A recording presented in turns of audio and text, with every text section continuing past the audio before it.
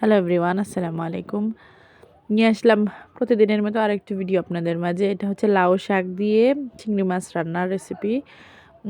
তো যাদের ভালো লাগে, যারা নতুন রাঁধুনি তাদের একটু কাজে আসবে। আমি নিজে অনেক সময় রেসিপি অনেক ধরনের রান্নাটা হচ্ছে আমি করি ভিডিও বা ইউটিউব দেখে করি।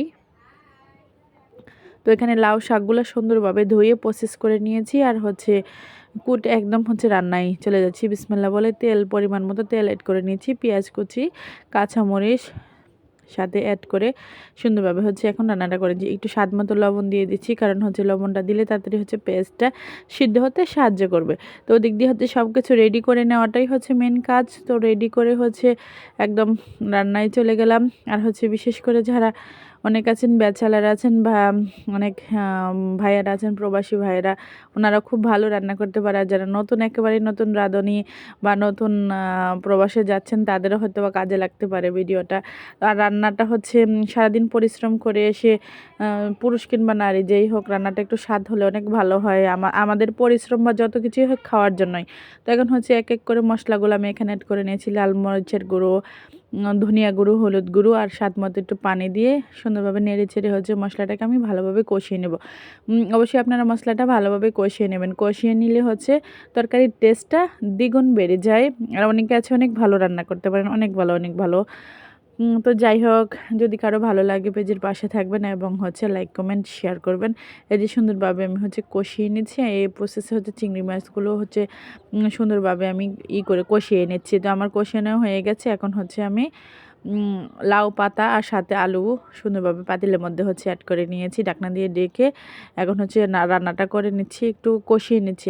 তো ডেকে দেওয়ার পর হচ্ছে শাক থেকে পানিটুকু বের হয়েছে। তো এগুলো হচ্ছে পানিটুকু হচ্ছে ভালোভাবে নেড়ে চেড়ে হচ্ছে আমি পানিটা শুকিয়ে নেব। তারপর হচ্ছে ঝোলের জন্য একটু পর হচ্ছে পানি অ্যাড করে নেব। তো সবার ভালোবাসা নিয়ে হচ্ছে সামনে এগিয়ে যেতে চাই। সবাই আমার পেজের পাশে থাকবেন। তো ভালোভাবে ঢাকনা দিয়ে ডেকে হচ্ছে এই যে রান্নাটা এখন করে নিচ্ছি। তো আর হচ্ছে তার রান্নাটা খুব তাড়াহুড়ার মধ্যেই হচ্ছে করা হয়ে গেছিলো। অনেক সময় হচ্ছে আমরা আস্তে ধীরে রান্না করি, অনেক সময় একটু তাড়াহুড়া হয়ে যায়। তো এখন হচ্ছে ঝোলটা শুকিয়ে গিয়েছে। এখন হচ্ছে আবার নতুন করে হচ্ছে ঝোলের জন্য আমি এখানে গরম পানিটা অ্যাড করেছি তাড়াতাড়ি করে, যাতে তাড়াতাড়ি রান্নাটা হয়ে যায়। দেন লাস্ট হচ্ছে আমি লবণটা চেক করে হচ্ছে আমি এখন এর মধ্যে জিরে গুঁড়ো অ্যাড করে নিচ্ছি। আর শাকের মধ্যে আমার কাছে মনে হয় আদা রসুনটা না দিলেই ভালো নয়, এই জন্য হচ্ছে আমি আদা রসুনটা অ্যাড করি না। আদা রসুন মনে হয় শাকের মধ্যে যায় না। তো এমনিতেও তরকারিটা খেতে মাশাআল্লাহ খুবই অসাধারণ হয়েছিল, যেহেতু চিংড়ি মাছ কিন্তু খেতে অনেকটাই সুস্বাদু হয়, যে আরও বড় সাইজের চিংড়িগুলা।